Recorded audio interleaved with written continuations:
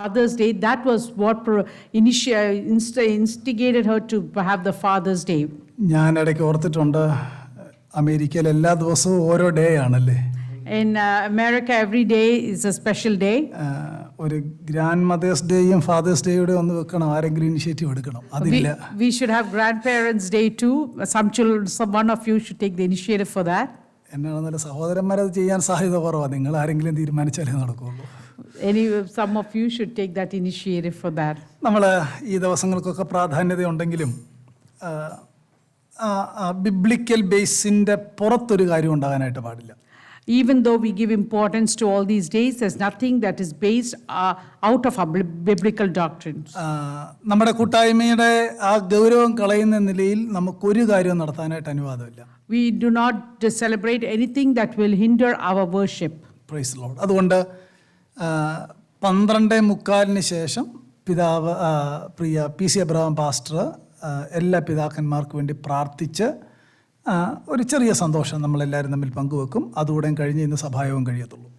Today after 12:45 the worship will end and Pastor PC Abraham will preside over the Father's Day, pray for the fathers, and then we'll have a small fellowship after that. ഞാൻ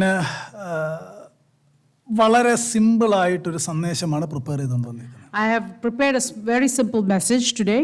Turn with me to Luke chapter 15. Luke chapter 15. Let's turn our Bible scriptures to Luke chapter 15.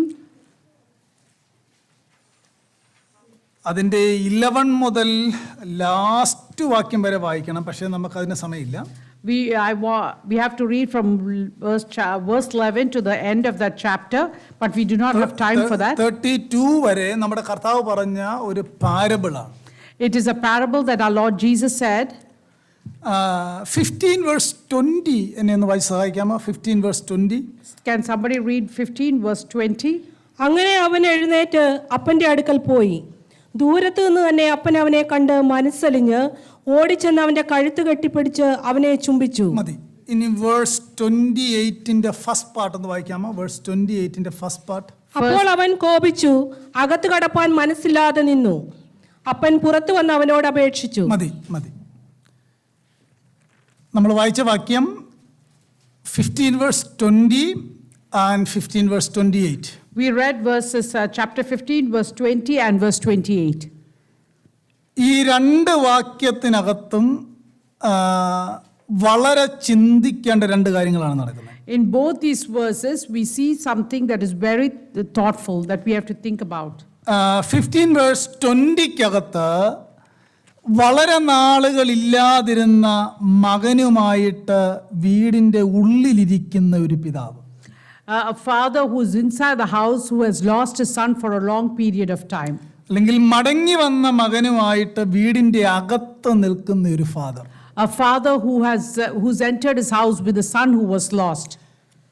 Verse 28-ൽ നമ്മൾ വായിച്ചത് ഫീൽഡിൽ നിന്ന് വന്ന മകനുമായിട്ട് ഒരു piece മേക്കിങ്ങിനായിട്ട് വെളിയിലേക്ക് ചെല്ലുന്ന പിതാവ്.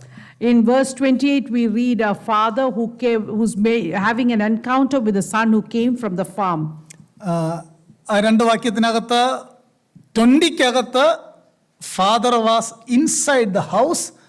വേഴ്സ് 28-നകത്ത് ഫാദർ വീടിൻ്റെ വെളിയിലേക്ക് ചെല്ലുകയാണ്.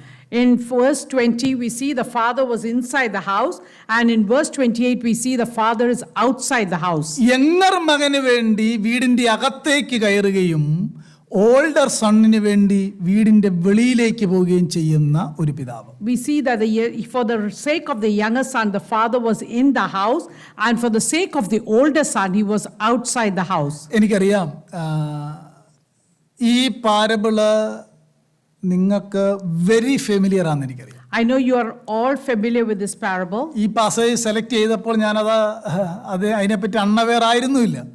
I was not unaware when I selected this passage for today.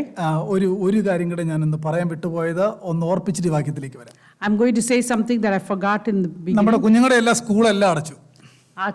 Our schools are all closed. അതുകൊണ്ട് ഇനി ഒരു 2 മാസമുണ്ട് കുഞ്ഞുങ്ങൾക്ക് നമ്മൾ കുറച്ച് സമയം spend with Bible and some studies. We are going to spend some time for our children with scriptures and studying Bible verses. ഇന്നലെ surprise ആയിട്ട് കുറച്ച് കുഞ്ഞുങ്ങളെല്ലാം കൂടെ രാത്രി 8:30 ആയപ്പോൾ ഞങ്ങളുടെ വീട്ടിൽ വന്നു. Yes, last night around 8:30, some children came to our house. അന്നേരം അവിടെ കുറച്ച് കാര്യങ്ങളൊക്കെ ഉണ്ടായിരുന്നു, അതൊക്കെ പോട്ടെ. ഈ പിള്ളേർ എന്നോട് ആവശ്യപ്പെട്ടൊരു കാര്യം, എൻ്റെ ഇളയ സഹോദരങ്ങൾ എന്നോട് ആവശ്യപ്പെട്ട കാര്യം, അവർക്ക് ട്രിനിറ്റി പഠിക്കണമെന്ന് പറഞ്ഞു. Trinity. The younger generation of the children asked me and told me that they want to study Trinity. ഞാൻ അവരോട് വാക്ക് കൊടുത്തിട്ടുണ്ട്. I've given them a word that I would teach them. അങ്ങനെയെങ്കിൽ ഞങ്ങൾ ഉടനെ ആ വചന പഠനം ആരംഭിക്കുന്നതായിരിക്കും. If that's so, then we will start learning on about Trinity soon. ഇന്ന് ഷാനിയ പാടിയ പാട്ട് ഞാൻ ഒത്തിരി വർഷങ്ങളായിട്ട് ഇങ്ങനെ ചിന്തിക്കുകയും ഈ ചർച്ചിൽ എന്തെങ്കിലും ഒന്ന് പാടണമെന്ന് ആഗ്രഹിക്കുകയും ചെയ്തൊരു പാട്ടാണ്. The song that Shania sang today, I decided that we would sing the song for several months. God in 3 persons, blessed Trinity. God in 3 persons, blessed Trinity. അത് ഞങ്ങൾ ദൈവം അനുവദിച്ചാൽ ഞാനും എൻ്റെ ഇളയ സഹോദരങ്ങളോട് ഈ ദിവസങ്ങളിൽ പഠിക്കുന്നതായിരിക്കും. I will be studying that scripture with my younger brothers in this church. നിർബന്ധമില്ല, പേരൻസിനും വരാം, വന്ന് നമുക്ക് ഒരുമിച്ച് പഠിക്കാം. If parents come, you can also learn, but it's not forced on you. ഈ ദിവസങ്ങളിൽ Reuben youth leader, you have to arrange our Bible studies. The youth leader has to arrange the Bible studies these days. Okay, അവർക്ക് they have 2 months vacation. During your 2-month vacation, you have to arrange that. ഈ vacation ആകുന്നതിന് മുമ്പേ parents എന്നോട് പറഞ്ഞു 2 മാസത്തേക്ക് അവരെ അങ്ങ് വിട്ടേക്കരുത്. For 2 months, the parents told me not to send them anywhere. അവർ ക്ലാസ്സിന് വന്നോണം, അവർക്ക് എന്തെങ്കിലും പറഞ്ഞു കൊടുത്തോണം എന്ന് പറഞ്ഞിട്ടുണ്ട്. Or the parents requested me that I should teach them for these 2 months. നമ്മൾ കൊണ്ടു നടക്കുന്ന വേദപുസ്തകത്തിനകത്തെ ഗോഡ് ഈസ് 3 person എന്ന കാര്യം നമ്മൾ കൃത്യമായിട്ട് മനസ്സിലാക്കണം. We have to understand that the scripture that we carry has God in 3 persons. നമ്മുടെ ഇടയിൽ വളരെ കുറച്ച് ആളുകൾ മാത്രമേ അതിനെപ്പറ്റി വായിക്കുകയും പഠിക്കുകയും ചെയ്തിട്ടുള്ളൂ എന്നാണ് ഞാൻ വിചാരിക്കുന്നത്. I think only few of the fellow believers have learnt about Trinity. ഞാൻ ഒത്തിരി ദിവസങ്ങൾ മാസങ്ങളൊക്കെ ആ വിഷയത്തിന് വേണ്ടി വായിക്കുകയും പഠിക്കുകയും നോട്ടുണ്ടാക്കുകയും ഒക്കെ ചെയ്തിട്ടുണ്ട്. I have studied about Trinity for several months and years, and I have a lot of notes on that. ഈ തിരുവെഴുത്തിനകത്തെ ഏറ്റവും ബ്യൂട്ടിഫുൾ ആയിട്ടുള്ളൊരു സബ്ജക്റ്റാണ് ആ ട്രൈയൂൺ ഗോഡിനെ പറ്റി എഴുതിയേക്കുന്നത്. The triune God is depicted very clearly in the scriptures. നമുക്കത് പഠിക്കണം. We have to study that. വിട്ടേക്കുക, നമ്മുടെ പാരബിളിലേക്ക് വരാം. Let's come back to our parable now.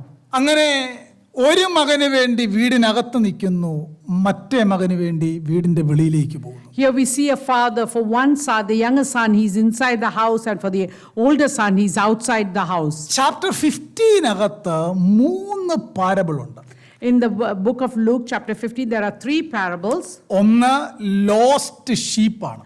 The first parable is about the lost sheep. Second one lost coin ആണ്. The second parable is the lost coin. മൂന്നാമത്തേത് lost son ആണ്. The third parable is the lost son. ഈ 3 പാരബിളിലുള്ള ഒരു വ്യത്യാസം, The one difference in all 3 parables is lost കോയിനായിട്ട് ആ സഹോദരി അവിടെ എല്ലാം അന്വേഷിക്കുന്നുണ്ട്. when she lost the coin, the woman is searching everywhere for the coin.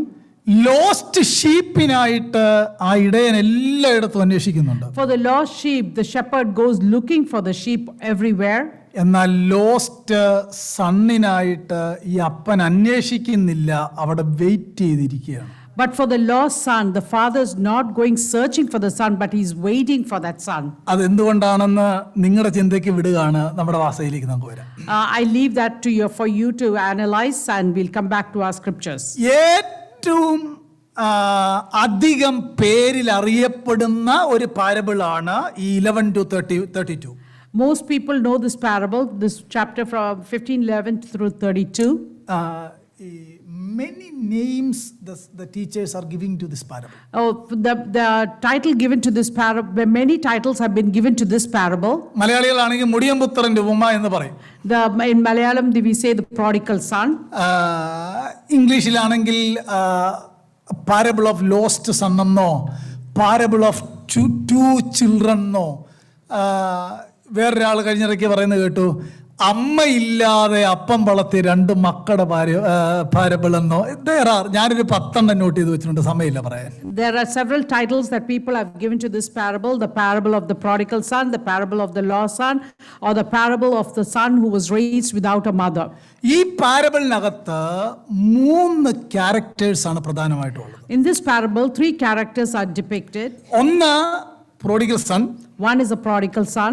2 elder son ആണ്, അദ്ദേഹത്തിന് നമുക്ക് ആംഗ്രി സൺ എന്ന് പേര് കൊടുക്കുക. Angry son, The older son, we can name him the angry one. കാരണം അദ്ദേഹത്തെ എങ്ങനെയാണ് അവിടെ പ്രസന്റ് ചെയ്തേക്കുന്നത്. That's how he's been presented in the scriptures. 3 loving father. And third is a loving father. ഇന്ന് fathers day ആയതുകൊണ്ടാണ് ഞാൻ ഈ ഒരു പാസേജ് സെലക്ട് ചെയ്യാനായിട്ടുള്ള കാര്യം. Because it's Father's Day today, that's why I selected this passage today.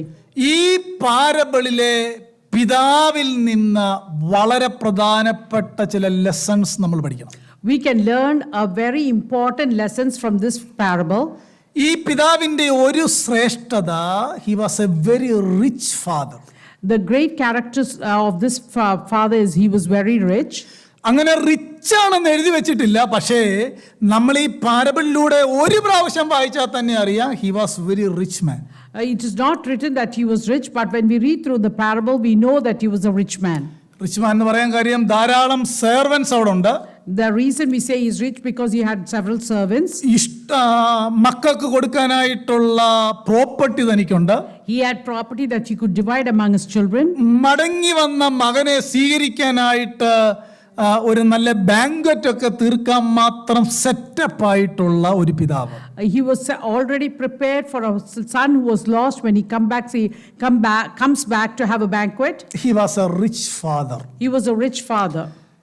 ഈ passage അങ്ങനെയാണ് തുടങ്ങുന്നത്. That's how this passage starts. ഇനിയും വേഴ്സ് 11 നോക്കിയാൽ ഇളയ മകൻ വളരെ ആക്സിഡന്റൽ ആയിട്ട് പിതാവിനോട് എന്ന് പറയുകയാണ്, എൻ്റെ പോർഷൻസ് എനിക്ക് തരണം. We see in verse 11, the younger son is going and approaching the father and asking for his portion of wealth. നമുക്ക് അതിൻ്റെ വിശദീകരണത്തിലേക്ക് പോകാതെ കാര്യം അറിയാം. സാധാരണ ഒരു ജൂവിഷ് ഫാമിലിയിൽ, In a nominal Jewish family, പിതാവിൻ്റെ മരണശേഷമാണ് മക്കൾക്ക് സ്വത്ത് കിട്ടുന്നത്. usually the children get their wealth after the death of the father. അല്ലെങ്കിൽ അപ്പന്റെ കയ്യിൽ നിന്ന് സ്വത്ത് മേടിച്ചുകൊണ്ട് പോയാൽ പിതാവിന് ആ മകൻ മരിച്ചവനായിട്ട് കണക്കാക്കും. Once a son takes the wealth away from the father, it is known that the son is dead and away from the father. ഈ ഉപമ അല്പം സ്ലോയിലുള്ളതാണ്, അതുകൊണ്ട് ഞാൻ പറയുന്നത് അല്പം സ്ലോ ആയിരിക്കും, പക്ഷേ I need your attention please. I need your attention, though this parable is a slow one. I'm speaking slowly. ഒന്ന് എനർജറ്റിക് ആയിട്ടൊക്കെ ഇരുന്ന് പ്രൈസിലോടൊന്നും പറഞ്ഞില്ലേലും കുഴപ്പമില്ല, എന്നെ നോക്കിയിരുന്നാൽ മതി. Just look at me and stay attentive. എനിക്ക് നിർബന്ധമുണ്ട്, ഞാൻ പറയുന്നത് മനസ്സിലായെങ്കിൽ, കൃത്യമായി ബോധ്യമായെങ്കിൽ മാത്രം സ്തോത്രം പറഞ്ഞാൽ മതി. Only if you understood what I'm saying completely, then you can say praise the Lord. ചിലരെ ഞാൻ കണ്ടിട്ടുണ്ട്, എന്നാ പറഞ്ഞാലും സ്തോത്രം പറയും. നമ്മൾ അങ്ങനെയൊന്നും ആകരുത്, കാര്യം ബോധ്യമായെങ്കിൽ മാത്രം പറഞ്ഞാൽ മതി. If you understand what I'm trying to preach, then you say praise the Lord. പണക്കൊന്നുമില്ല, ഇങ്ങനൊരു ഉപദേശം വേണ്ടയോ? ആട്ടെ, അന്നേരം നോക്കി, ഇളയ മകൻ മരിച്ചവനായിട്ട് പോകാൻ തീരുമാനിക്കുകയാണ്. The younger son is going to be like a dead person, living like a dead person. അങ്ങനെയാ, they consider like that. They consider that he's a living like a dead person. ഇവിടെ ഇളയ മകനാണ്, യങ്ങർ സണ്ണാണ് തന്റെ portion ചോദിക്കുന്നത്. Here we see that the younger son is asking for his property or portion of his wealth. Jewish system അനുസരിച്ച് 2/3 എന്നുള്ളത് മൂത്ത മകനാണ്. According to the Jewish culture, 2/3 of the wealth goes to the oldest son. Deuteronomy 21 അത് എഴുതി വെച്ചിട്ടുണ്ട്. It's written in Deuteronomy chapter 21. 1/3 ആണ് ഇളയ മകന്. 1/3 of the portion goes to the younger son. എന്തുകൊണ്ടാണ് അങ്ങനെ ഒരു നിയമം ഉണ്ടായതെന്ന് കൃത്യം അറിയില്ല. We do not know why there is a rule like that. First bone എന്നതിന് വളരെ പ്രാധാന്യതയാണ്. There's very great importance in the scripture for the firstborn. ആ പദം വാസ്തവത്തിൽ പ്രോട്ടോട്ടോക്കോസ് എന്നൊരു ഗ്രീക്ക് വേർഡുണ്ട്. വളരെ അതിന് ഒത്തിരി പദവികൾ കൊടുക്കാവുന്നൊരു വാക്കാണത്. The word prototokos in Greek has several meanings. ഒത്തിരി പദവികൾ കൊടുക്കാവുന്ന ഒരു term. You can give several definitions to that term. പക്ഷേ മക്കൾക്ക് സ്വത്ത് കിട്ടുന്നത് അപ്പൻ മരിച്ചതിന് ശേഷമാണ്. But the wealth, the children receive the wealth of after the father is dead. നിങ്ങൾ എവിടെയെങ്കിലും ഞാൻ ഇപ്പോൾ പറഞ്ഞതിനോട് ചേർന്ന് വരുന്ന എന്തെങ്കിലും കാര്യം ന്യൂ ടെസ്റ്റമെന്റിൽ വായിച്ചിട്ടുണ്ടോ? Have you read anything that I'm trying to say in the New Testament? യേശു ഒരിക്കൽ ഒരുവനോട് പറഞ്ഞില്ലേ എന്നെ അനുഗമിക്കാൻ? Didn't Jesus say once, follow me? അന്നേരം അദ്ദേഹം പറഞ്ഞൊരു മറുപടി ഉണ്ട്. And he replied, Let me first go and bury my father. He replied, let me first go and bury my father. എന്താ അങ്ങനെ പറഞ്ഞെന്ന് അറിയാമോ? Why did he say that? അപ്പൻ മരിച്ചടക്കിയാലേ സ്വത്ത് കിട്ടുള്ളൂ, അതാണ് അദ്ദേഹം അങ്ങനെ പറഞ്ഞത്. The reason he said that is unless his father dies and he buries him, then only he will get the father's inheritance. അതുകൊണ്ട് അവിടെ യേശു ആ വ്യക്തിയോട് സംസാരിക്കുമ്പോൾ അവന്റെ അപ്പം മരിച്ചിട്ടൊന്നുമില്ല.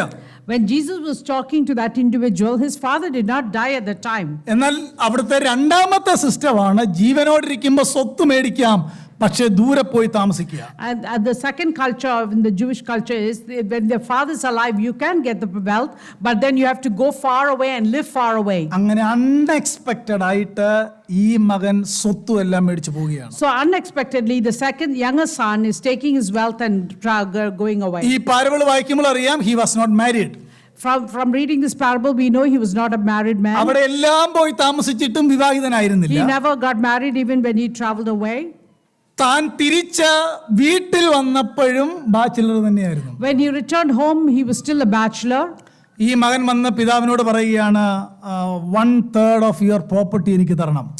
This son is coming up to the father and saying, Father, give me 1/3 of your property. പിതാവിന് വേണമെങ്കിൽ no പറയാമായിരുന്നു. The father could have said no to his request. അല്ലെങ്കിൽ വെയിറ്റ് എന്ന് പറയാമായിരുന്നു. Or he could have asked him to wait. ഇതൊന്നും ചെയ്യുന്നില്ല.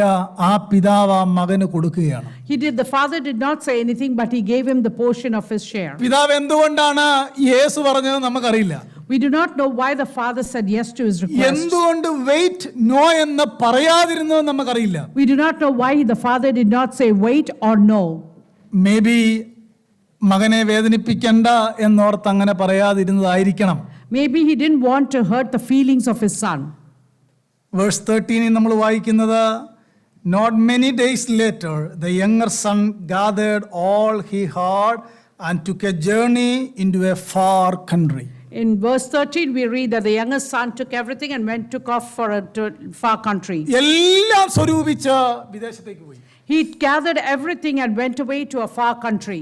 വീട്ടിലെ ജീവിതം സുഖമല്ലാത്തത് കൊണ്ടായിരിക്കണം ഇങ്ങനൊരു തീരുമാനം എടുത്തത്. He may have made that decision because his comfort at home was not he was not comfortable at home. എനിക്ക് ഫോറിൻ ലാൻഡിൽ വളരെ കംഫർട്ട് കിട്ടും എന്നോർത്താണ് അദ്ദേഹം തിരഞ്ഞെടുത്തത്. He thought maybe in a foreign land he will have more comfort. അദ്ദേഹം ആ വീട്ടിൽ നിന്ന് പോയപ്പോൾ ഫാമിലി ആയിട്ടുള്ള ബന്ധം തീർന്നു.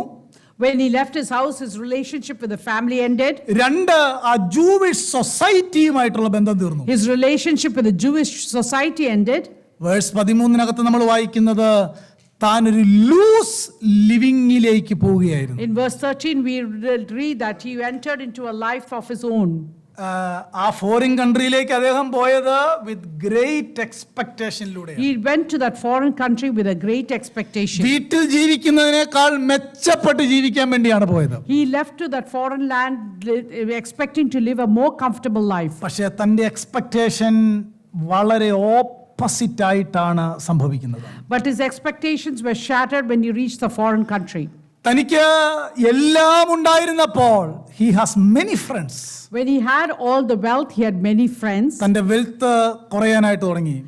As his wealth started depreciating, അങ്ങനെ കുറയാൻ തുടങ്ങിയപ്പോൾ ഫ്രണ്ട്സ് കുറയാനായിട്ട് തുടങ്ങി. as his wealth started depreciating, his friends circle started limited. ഈ സ്റ്റോറി വീണ്ടും വായിക്കുമ്പോൾ ഒരു പതറ്റിക് എൻഡിലേക്ക് ഇളയ മകൻ പോവുകയാണ്. As we read the scripture over, we see that this younger son is entering into a pathetic situation. കർത്താവിനെ വിട്ട് അകന്നു പോകുന്ന ഒരുവന്റെ ചിത്രമാണ് ഈ വ്യക്തി നമ്മളെ കാണിക്കുന്നത്. This picture shows us a person who departs from the love of God. ഒരുപക്ഷേ ആദ്യം ഒരു കുഴപ്പം ഉണ്ടാകില്ല. In the beginning there may be no problems. പക്ഷേ കാലം മുന്നോട്ട് പോകും തോറും നമ്മൾ ദൂരേക്ക് മാറുകയാണ്.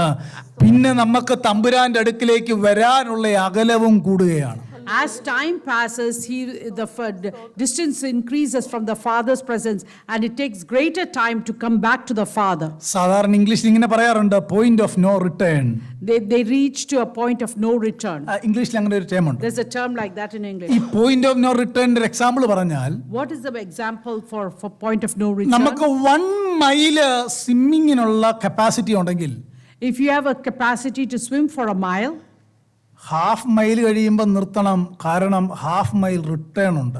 you have to stop at the half point because you have to return back the other half. പക്ഷെ ഈ മകൻ അതെല്ലാം കഴിഞ്ഞ് ആ ബൗണ്ടറി എല്ലാം തെറ്റിച്ച് വളരെ ദൂരെയായി.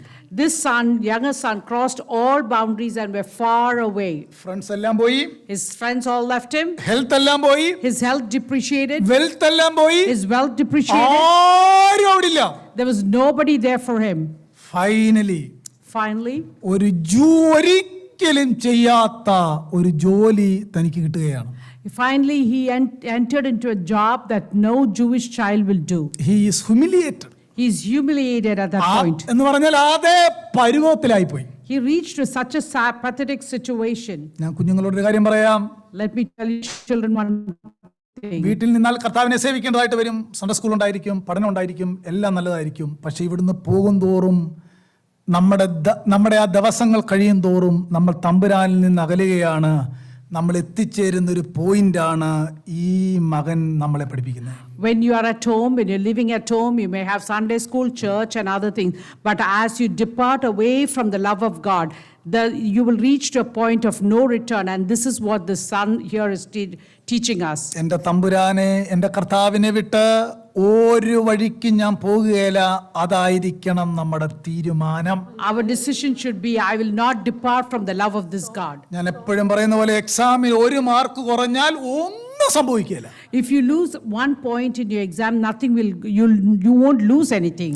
ഈ ഞാൻ ചെറുപ്പത്തിൽ ഓർത്തത്, അങ്ങനെ കാര്യം പറഞ്ഞാൽ അത് എത്രമാത്രം മെച്ചുവറാണെന്ന് അറിയത്തില്ല. ഞാൻ ഓർത്തത്, കർത്താവേ, ഈ വലിയ പഠിത്തമൊന്നും ഇല്ല, എങ്ങൊന്ന് പോകാനോ യാത്ര ചെയ്യാനോ എനിക്ക് കഴിയില്ലെന്നൊക്കെ ഞാൻ ചിന്തിച്ചിട്ടുണ്ട്. പക്ഷേ ഞാൻ നിങ്ങളോട് പറയാം, ഇവിടെ ഇരിക്കുന്ന എല്ലാവരെക്കാട്ടും കൂടുതൽ യാത്ര ചെയ്തിട്ടുണ്ടെന്ന് എനിക്ക് തോന്നുന്നു. ഞാൻ ഈ കൊച്ചുറായത്തെ, You know, when I was young, I thought, oh Lord, if I don't have much education, I don't have much education, so I cannot travel much.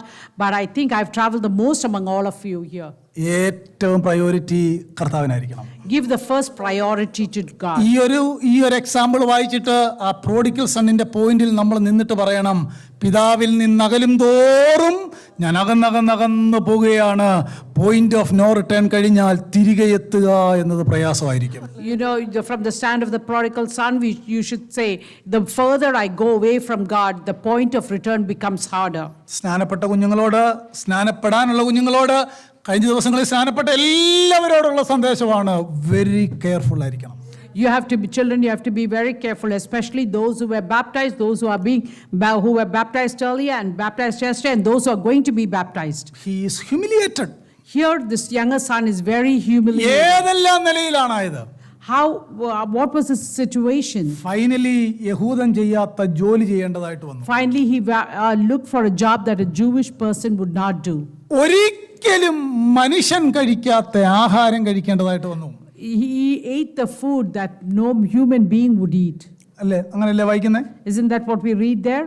എന്ന് മാത്രമല്ല, തനിക്ക് വിശന്നു, We read that he was hungry, തനിക്ക് ദാഹിച്ചു, he was thirsty, തനിക്ക് അപ്പന്റെ വീട്ടിൽ ചെല്ലാൻ വളരെ ദൂരമുണ്ട്. he was far away from the father's house. തൻ്റെ ഇപ്പോഴത്തെ ആഗ്രഹം എന്നാണെന്നറിയാമോ? You know what is his desire at that point? പിഗ്ഗിന് കൊടുക്കുന്നതെങ്കിലും എനിക്ക് വേണം. അവിടെ വരെ എത്തി.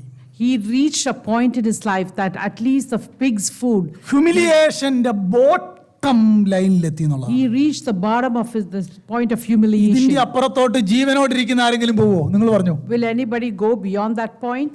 ജീവനുള്ള ആരെങ്കിലും പോവോ? Anybody who's alive and with their senses, will they go so low? അത്രയും താഴേക്ക് പോയി. He went so low.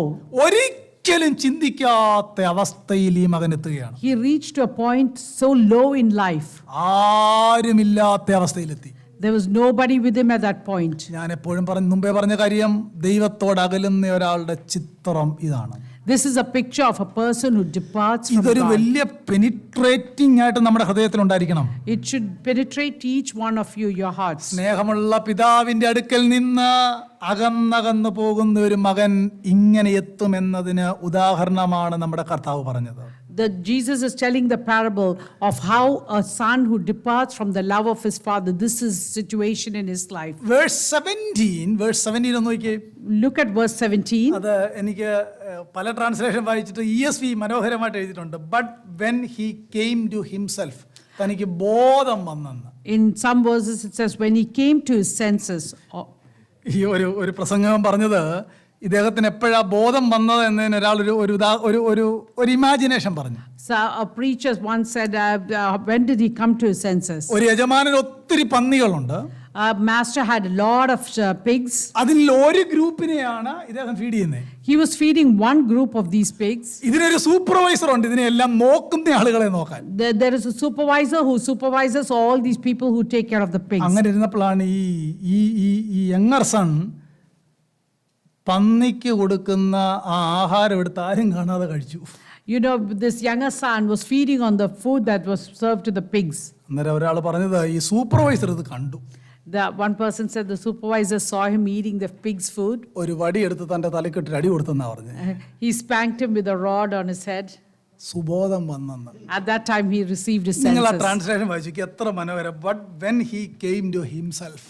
When we read the scripture it says, but when he came to his senses or himself. അന്നേരം വീട്ടിൽ നിന്ന് പോയപ്പോൾ മുതൽ ഇതില്ലായിരുന്നു, അതാ സത്യം. So when he left, from the time he left his house, he lost his senses. ഈ പരുവായപ്പോഴത്തേക്ക് തനിക്ക് തലയ്ക്ക് ചിലപ്പോൾ നമ്മൾ പേരൻസ് പറയത്തില്ല ഒരെണ്ണം കൊടുത്താൽ ചിലപ്പോൾ ബോധം ഉണ്ടാവും എന്നൊക്കെ പറയുന്ന പോലെ ഏതാണ്ട് അങ്ങനെ എന്തോ സംഭവിച്ചു. See, at some point in his life he came to his senses. എങ്ങനെയാണ് സുബോധം വന്നതെന്നറിയത്തില്ല, സുബോധം വന്നു. We do not know how he received his senses, but he received his അത് തന്റെ senses. ജീവിതത്തിലെ ഒരു ടേണിംഗ് പോയിന്റ് ആയിരുന്നു. That became the turning point in his life. അവൻ അവിടെ നിന്നുകൊണ്ട് ദൈവത്തിങ്കലേക്ക് തിരിയാൻ തീരുമാനിക്കുക. From that point he turned towards God. അവിടെ നിന്നുകൊണ്ട് അവൻ അപ്പനെ കുറിച്ചോർത്തു. From sitting there he started thinking of his father. അവിടെ നിന്നുകൊണ്ട് അവൻ സെർവൻസിനെ കുറിച്ചോർത്തു. He thought of his father's servants. അവിടെ നിന്നുകൊണ്ട് വേലക്കാർ ശേഷിപ്പിക്കുന്ന ആഹാരത്തെ കുറിച്ചോർത്തു. He thought about the food, the leftover food that the servants had left He over. came to himself. He came to himself at that point. താൻ അവിടെ നിന്നുകൊണ്ട് പറയുക, എനിക്ക് പന്നിക്ക് കൊടുക്കുന്ന food പോലും ഇല്ല. He says, I do not even have the food that is sufficient for the pigs. അവിടെ നിന്നുകൊണ്ട് തൻ്റെ അപ്പനെ ഓർക്കുകയാണ് ആ മകൻ. In that situation, he thought of his father. കുഞ്ഞുങ്ങളെ, നമുക്ക് ആരോഗ്യമുള്ളപ്പോൾ, ബലമുള്ളപ്പോൾ, പണമുള്ളപ്പോൾ ഒത്തിരി പേരുണ്ടായിരിക്കും. എന്നാൽ ഇതെല്ലാം നഷ്ടപ്പെട്ട് കഴിയുമ്പോൾ നമ്മളെ വളർത്തിയ അപ്പനും അമ്മയും മാത്രമേ കാണുള്ളൂ. Children, when you have money, you may have wealth and everything and friends and all that. But when you have lost all this, it's only your parents that will be there for you. ഇവിടെ ഈ മനുഷ്യൻ ജോലി ചെയ്യുകയാണ്. ഇവിടെ പിഗിനെ മേയ്ക്കുകയാണ്. ഈ പിഗിൻ്റെ ഒരു ഓണറുണ്ട്. This younger boy is raising up the pigs. He's taking care of them. ആ ഓണർക്ക് ഒത്തിരി സെർവൻസ് ഉണ്ട്. This owner who owns the pigs, he has a lot of servants. അതിലൊരാളാണ് ഇദ്ദേഹം. This younger boy is one of them. പക്ഷേ ഈ സെർവൻസിനോട് ഈ master ഇടപെടുന്ന പോലെയല്ല എൻ്റെ വീട്ടിലെ അപ്പൻ സെർവൻസിനോട് ഇടപെടുന്നത് എന്ന് തനിക്ക് ബോധമുണ്ടായി. He came to his senses and understood this master is not treating the servants good, but my father treats his servants so good. നിങ്ങൾ അവിടെ നിന്നുകൊണ്ട് ആ മകൻ ഓർക്കുകയാണ്, എൻ്റെ അപ്പൻ സെർവൻസിനോട് ഇങ്ങനല്ല, ധാരാളമായിട്ട് കൊടുക്കുകയാണ്, കഴിച്ച് മിച്ചം വരുന്നിടം വരെ കൊടുക്കുകയാണ്.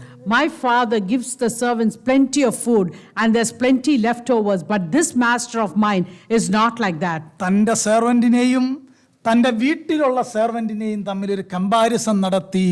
He came to himself.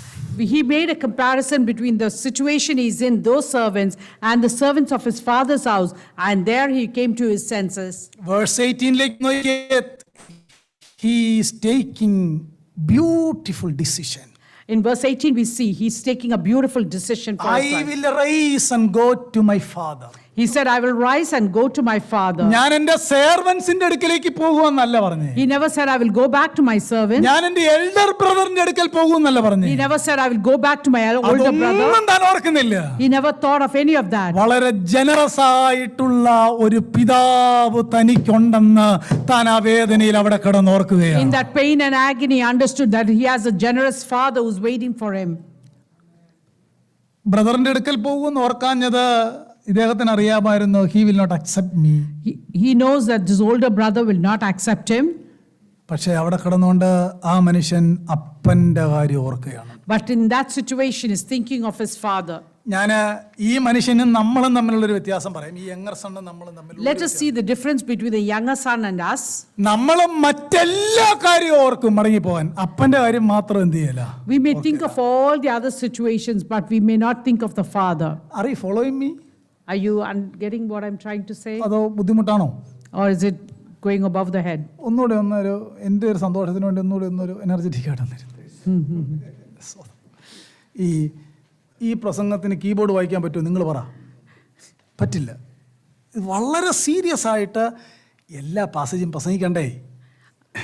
നോക്കിക്കേ, അങ്ങനെയാണെങ്കിൽ ഇങ്ങനെ പറയുമ്പോൾ നല്ലപോലെ അങ്ങ് പറഞ്ഞു കൊടുത്തു. കേട്ടെ, ബ്രദറിൻ്റെ അടുക്കിലേക്ക് പോകാൻ തീരുമാനിച്ചില്ല. He never decided to go to his older brother. പ്രിയപ്പെട്ടവരെ, നമ്മൾ മറ്റ് പല വഴികളാണ് നോക്കുന്നത് നമ്മൾ രക്ഷപ്പെടാനായിട്ട്. We may still look at other options to escape from a situation. കൃത്യമായി എവിടെ വരണമെന്നറിയാമോ?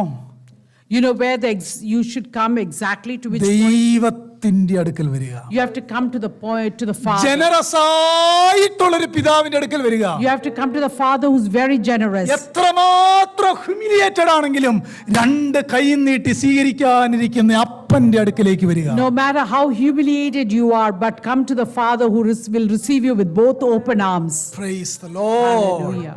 നമുക്ക് അതിന്റെ ഒരല്പം വിശദീകരണത്തിലേക്ക് പെട്ടെന്ന് പോകാം. Let's go to the depth of it.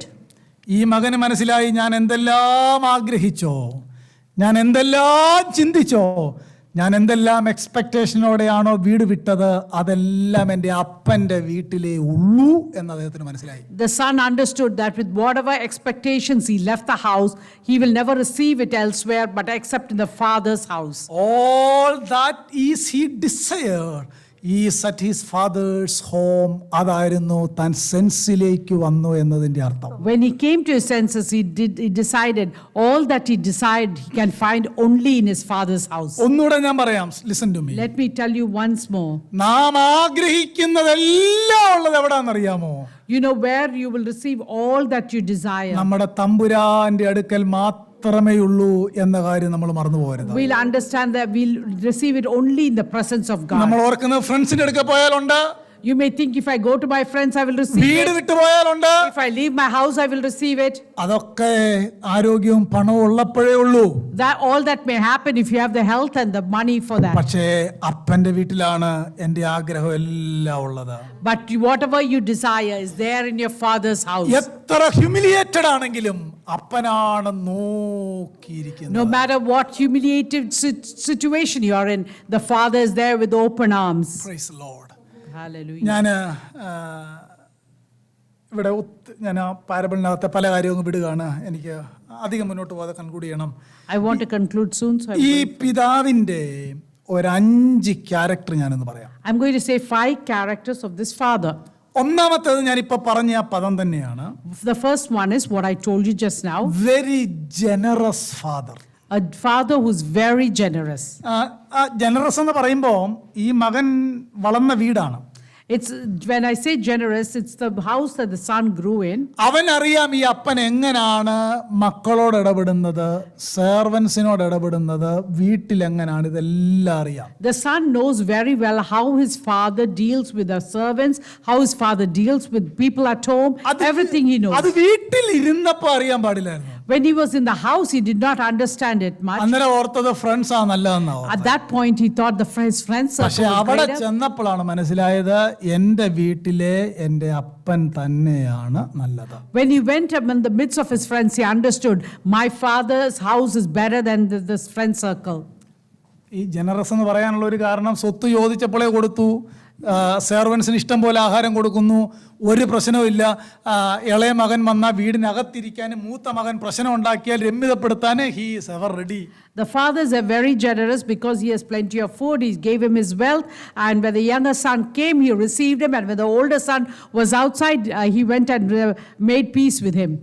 ഒന്നാമത്തെ ക്വാളിറ്റി പിതാവിൻ്റെത്, he is very generous. He is very generous. This father. രണ്ടാമത്തെ ക്വാളിറ്റി, എ വെയിറ്റിംഗ് ഫാദർ.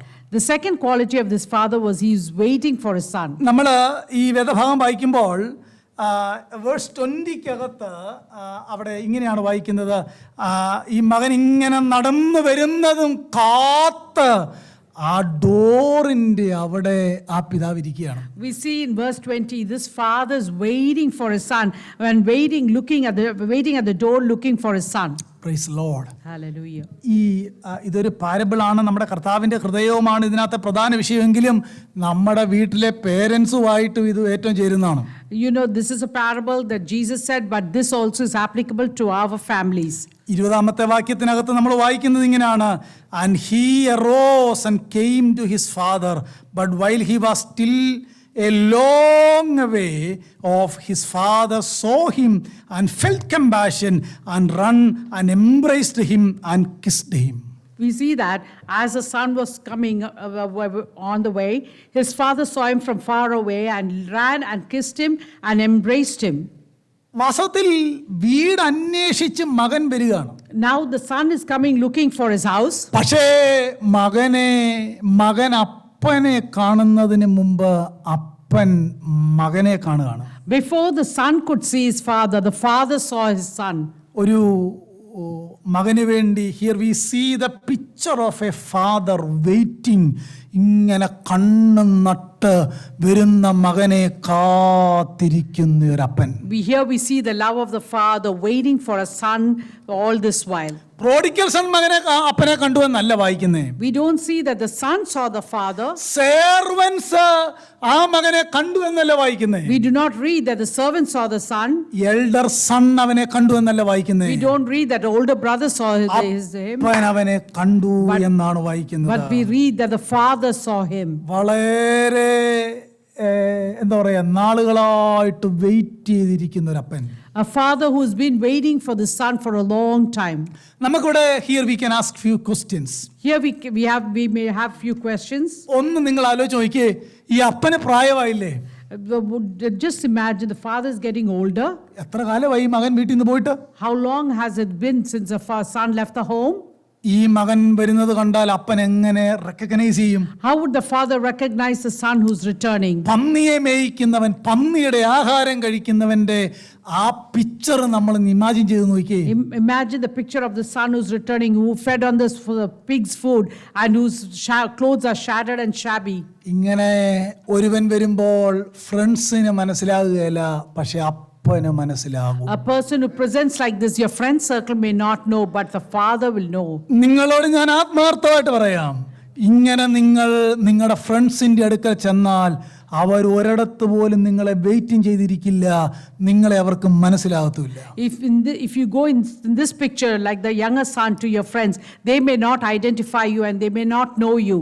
പക്ഷേ ഈ അപ്പൻ ഇങ്ങനെ വെയിറ്റ് ചെയ്ത് വാതിക്കലിരിക്കുകയാണ്. But the father is waiting for the son at the door. Verse 20-ക്കകത്ത് 5 കാര്യമുണ്ട്.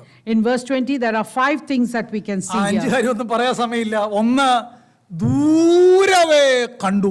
He saw the son a long way afar. നോക്കിയേ, മങ്ങിയ കണ്ണൊന്നും മകനെ കാണുന്നതിന് തടസ്സമായിരുന്നില്ല. His eyes that were dim did not hinder him from seeing his son. വളരെ പ്രായം ഉണ്ടായിരുന്നു ഈ അപ്പന്. The father was aged, getting older. ഒരുപക്ഷെ തന്റെ മനസ്സൊക്കെ ഹാർഡാകേണ്ട പ്രായമായി. Maybe his heart would have been hardened. Mind would have been പക്ഷെ hardened. അതൊന്നും സംഭവിക്കുന്നില്ല. But nothing of that happens there. രണ്ടാമത്തെ വാക്ക്, he felt compassion on him. And we see that the second point is he was filled with compassion for him. മൂന്നാമത്തെ വാക്ക്, പ്രായമാണ് ഈ അപ്പന്. The third thing is this father's older father. അവനെ father ചുറ്റും നോക്കിയില്ല, ഓടി അവന്റെ അടുക്കൽ ചെല്ലുക. This elderly father ran to him. അവന്റെ അടുക്കൽ ചെന്നിട്ട് അവനെ എംബ്രേസ് ചെയ്യുകയാണ്. The elderly father ran and embraced his son that was coming. ഏത് ഫ്രണ്ട്സ് ചെയ്യും? Will any friend do that? ആര് ചെയ്യും പറഞ്ഞു? Will any friend do that? ഇവിടെയാണ് അപ്പൻ്റെ അമ്മയുടെയും പ്രാധാന്യത. Here is the picture of a father and mother who love. ഇവിടെയാണ് ഭാവിയായ ഒരു മനുഷ്യനും ഹെവൻലി ഫാദറും കണ്ടുമുട്ടുന്ന ഇടം. Here is a spot where the sinner meets the heavenly Father. നമ്മൾ കർത്താവിലേക്ക് വന്നപ്പോൾ ഈ പ്രോഡിക്കൽ സണ്ണിന്റെ പിക്ചർ ഇപ്പം നിങ്ങളുടെ മനസ്സിലില്ലേ? അതായിരുന്നു നമ്മുടെ കോലം. When you came to the Lord Jesus, your picture was like the son, like the prodigal son. അവിടുന്ന് നമ്മളെ വെയിറ്റ് ചെയ്ത് സുവിശേഷവുമായിട്ടിരിക്കുകയായിരുന്നു. The Father was waiting with the gospel for us. എന്നെ കണ്ടപ്പോൾ മനസ്സലിഞ്ഞു. When he saw us, he had compassion വേറെ on us. ഒന്നും നോക്കിയില്ല, എന്റെ അടുക്കൽ അവിടുന്ന് He വന്നു. never looked at anything about us, but he എന്നെ came to us. ചേർത്ത് പിടിച്ചു, He embraced us. എന്നെ ചുംബിച്ചു. He kissed us. ഇതാണ് സ്നേഹം നിറഞ്ഞ പിതാവ്. This is the love of a father. ആ 5 കാര്യം നിങ്ങൾ നോട്ട് ചെയ്ത് വായിച്ചു നോക്കണം. And you have to read those 5 things. അത് in that verse. വായിക്കുമ്പോൾ ആ പന്നി കഴിച്ച ആഹാരം, പന്നിയുടെ കൂടെ കിടന്ന് ആരുമില്ലാതെ എല്ലാം നഷ്ടപ്പെടുത്തി വരുന്ന ഒരുവന്റെ പിക്ചർ നമ്മുടെ കണ്ണിന്റെ മുമ്പിലുണ്ടാകും. You must picture the son who came from the pigs' herds and who ate the pigs' food. ഒന്നാമത്തെ പിതാവിന്റെ ഗുണം വെരി ജനറസ് എന്നുള്ളതാണ്. First, the father was very generous. 2 waiting father ആണ്. Second is a waiting father. മൂന്നാമത്തേത് loving father ആണ്. The third one is a loving ഈ father. സ്നേഹം എന്ന് പറഞ്ഞാൽ എന്നാണെന്നറിയാമോ? You know what his love means? എല്ലാം നന്നായിട്ട് പോകുമ്പോൾ കൂടെ നിൽക്കുന്നൊന്നുമല്ല. Not love when everything goes smoothly. വേദപുസ്തകത്തിനകത്തെ സ്നേഹം അൺകണ്ടീഷണൽ ലവ് ആണ്. The scripture says of unconditional love. ഏത് സാഹചര്യത്തിലും തമ്പുരാന്റെ അടുക്കൽ ചെല്ലാവുന്ന അതാണ് സ്നേഹം. The love that says will receive you at any point of your life. സാഹചര്യം വന്നോട്ടെ, ഒരു കണ്ടീഷനും ഇല്ലാതെ നമ്മളെ സ്നേഹിക്കുന്നത് നമ്മുടെ അപ്പനും അമ്മയായിരിക്കും. With no condition, our parents love us. Praise the Lord. Praise God. Loving father. A loving father. ഈ ഫാദേഴ്സ് ഡേയിൽ ഈ കാര്യങ്ങളൊക്കെ നമ്മുടെ മനസ്സിലുണ്ടായിരിക്കണം. In this Father's Day, all these things should ponder in your hearts. എന്നിട്ട് നോക്കിയേ, അവിടെ ആ 21-ാം വാക്യവും 19-ാം വാക്യവും വേഴ്സ് 21 and 19 നിങ്ങൾ ചേർത്ത് വായിച്ചാൽ ഈ യങ്ങർ സൺ ഒരു കൺഫെഷനൊക്കെ പ്രിപ്പയർ ചെയ്താണ് വരുന്നത്. In verse 19 and verse 21, we read that this younger son has prepared a confession. പക്ഷേ ആ കൺഫെഷൻ ഒന്നും പൂർത്തീകരിക്കാൻ ആ പിതാവ് സമ്മതിച്ചില്ല. But he was unable to complete that words of confession to his നിങ്ങൾ അവിടെ വായിച്ചു father. നോക്കിയാൽ മതി, ആ കൺഫെഷന്റെ ഇടയിൽ അപ്പൻ കയറി ഇന്ററപ്റ്റ് ചെയ്യുകയാണ്. In the midst of the confession that the younger son is saying, ഞാനൊരു സെർവന്റ് ആയിട്ട് Father, നിന്നോളാം എന്ന് പറഞ്ഞതൊന്നും ആ മകനെ കൊണ്ട് പറയിപ്പിച്ചില്ല. he wanted to be a servant, but the father never allowed him to say that. Loving father. A loving father is Praise the presented. Lord. Generous father. A generous father. A waiting A father. father who's waiting. സ്തോത്രം. ഈ പിതാവിനെ എവിടെ കാണാനായിട്ട് പറ്റും? Where can you പുസ്തകത്തിൽ find a നോക്കണം. father like this? ഇതാണ് ക്രിസ്ത്യാനിറ്റിയുടെ ശ്രേഷ്ഠത. This is the greatness of Christian കരമുയർത്തി love. കർത്താവിന് സ്തോത്രം പറയാമോ? Let's praise God for. എന്നിട്ട് ഈ പിതാവ് ഇവൻ 1/3 ഒക്കെ മേടിച്ച് മൊത്തം തീർത്തല്ലേ? He destroyed the 1/3 portion of his wealth. പക്ഷേ ഈ പിതാവിന്റെ അടുത്ത പ്രത്യേകത സെലിബ്രേറ്റിംഗ് ഫാദർ.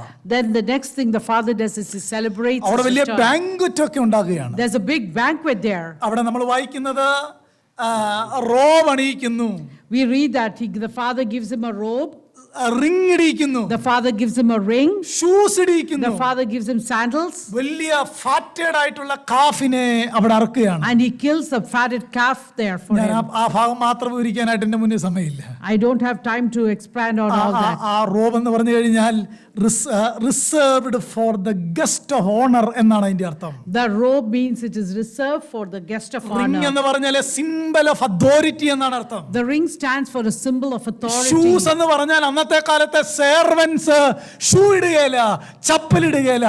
ഈ മകന് ഷൂ എടുക്കുകയാണ്. You are no longer be a alien, you are the child of God. അതാണ് അതിന്റെ അർത്ഥം. In those days, servants never wore shoes. So here the father gives him shoes and says, you no more an alien, but you are a child of God. Praise the Lord. Hallelujah. Loving and celebrating father. Loving and a celebrating father. ഏറ്റവും പ്രത്യേകത ഇതെല്ലാം ഉള്ളപ്പോഴും ഈ അപ്പന്റെ ഒരു പ്രത്യേകതയാണ് peace making father. Even in the midst of all this father is a ഈ peacemaking വാക്യമാണ് നമ്മൾ father. ഫസ്റ്റ് വായിച്ചത്. That's what we read first. മൂത്തവൻ വന്ന് വീടിന്റെ വാതിൽക്ക് നിൽക്കുകയാണ്. The older son is standing outside the house. അകത്തോട്ട് കയറുന്നില്ല. He's not entering the house. അദ്ദേഹം ഒരു ഹിപ്പോക്രൈറ്റിന്റെ, ഒരു പാരസിയുടെ, ഒരു ബാക്ക് സൈഡറിന്റെ ഒരു പ്രതിനിധിയാണ്. ഒക്കെ ഞാൻ പ്രിപ്പയർ ചെയ്ത് വെച്ചാലും സമയമില്ല പറയാൻ. He's a picture of a hypocrite or the backslider. മൂത്ത മകനുമായിട്ട് റിക്കൺസൈലിന് തയ്യാറാകുന്ന ഒരപ്പൻ. A father who's ready to reconcile with his older son. 5 quality കിട്ടിയോ? Have you received the 5 qualities of the Father? ഇതാണ് heavenly father. This is the heavenly ഞാൻ Father. ഇതിനെ fathers day ആയതുകൊണ്ട് പിതാക്കന്മാരായ ഞാനൊരു കുഞ്ഞിന്റെ അപ്പനാണ്, നമ്മളോടായിട്ട് ഇതിനെ ഒന്ന് കൊണ്ടുവരാനായിട്ട് I'm going to apply this to our fathers of this world. ദൈവം നമ്മളെല്ലാം കുടുംബത്തിൽ അപ്പനായിട്ടാക്കിയിരിക്കുകയാണ്. God has placed each one of you as fathers ഈ in the house. സ്വർഗീയ പിതാവിന്റെ ക്വാളിറ്റി മാനിഫെസ്റ്റ് ചെയ്യുക എന്നത് നമ്മുടെ ഉത്തരവാദിത്വമാണ്. It is our responsibility to manifest the qualities of the heavenly നമ്മൾ Father. ജനറസ് ആയിരിക്കണം. We have to be generous. Waiting father ആയിരിക്കണം. We have to be a എന്ന് waiting പറഞ്ഞാൽ father. തലമുറയ്ക്ക് വേണ്ടി ഇടിവിൽ നിൽക്കുന്ന ഫാദർ ആയിരിക്കണം. That means standing in the gap for the children. Loving father ആയിരിക്കണം. A loving father. വീട്ടിൽ സെലിബ്രേറ്റിംഗിന് മുൻകൈ എടുക്കുന്ന A പിതാവായിരിക്കണം. father who will stand in front for അവിടെ celebration. ഒരുവൻ പ്രശ്നക്കാരനുണ്ടെങ്കിൽ പീസ് മേക്കർ ആയിരിക്കണം. A father who will be a peacemaker in the house. ഈ ഒരു 5 ചോദ്യം ഞാൻ നിങ്ങളോട് ചോദിക്കട്ടെ, ഞാൻ എന്നോട് ചോദിക്കട്ടെ. Let me ask fathers these 5 questions and myself too. Am I a generous father in the house? Am I a generous father in the house? Do I have a heart to wait for the which is lost? Do I have a heart to wait for that which is lost? ഞാൻ അങ്ങനത്തെ ഒരാളാണോ? Am I one like that? Am I able to express my love in the family? Am I able to express the love to my family? ഞാൻ അങ്ങനത്തെ ഒരാളാണോ? Am I one like that? ഒരു സെലിബ്രേഷന്, സന്തോഷത്തിന് വീട്ടിൽ lead ചെയ്യുന്ന ഒരു അപ്പനാണോ ഞാൻ? Am I a father who's willing to celebrate on the occasions in the house? ഒരു piece maker ആയിട്ടാണോ ഞാൻ വീട്ടിലായിരിക്കുന്നത്? Am I a father who's a peacemaker in the house? ഇതാണ് ഹെവൻലി ഫാദറിന്റെ ക്വാളിറ്റി. These are the qualities of the heavenly അങ്ങനെങ്കിൽ Father. പേരൻസിനോടായിട്ട് ഈ 5 ചോദ്യം മനസ്സിലുണ്ടായിരിക്കുക. Parents, bear these 5 questions in your mind. ഒരു നിമിഷം ഒന്ന് കണ്ണടയ്ക്കാം. എനിക്ക് സന്ദേശം തീർക്കാനായിട്ട് സമയം കിട്ടിയില്ല. Let us bow our heads in prayer. Praise Lord. ആത്മാർത്ഥമായിട്ടൊന്ന് നോക്കിയേ, ഞാനൊരു ഒരു ഒരു ജനറസ് ആണോ? Am I really a generous person? അല്ലെങ്കിൽ തമ്പുരാൻ എന്നെ പറ്റി അത് ആഗ്രഹിക്കുകയാണ്. Because the Lord desires that of me. ഞാൻ നഷ്ടപ്പെട്ടതിന് വേണ്ടി വെയിറ്റ് ചെയ്യാൻ, പ്രാർത്ഥിക്കാൻ തയ്യാറാണോ? Am I willing to wait and pray for the lost one? ഞാനൊരു ലവിംഗ് ഫാദർ ആണോ? Am I a loving father?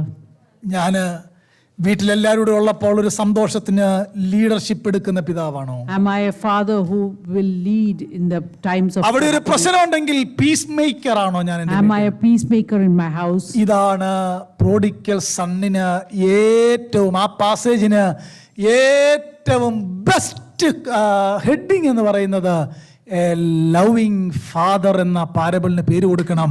അതാണ് ഏറ്റവും കൃത്യമായ name. The most appropriate title for that would be a loving father instead of the lost son. Praise Lord.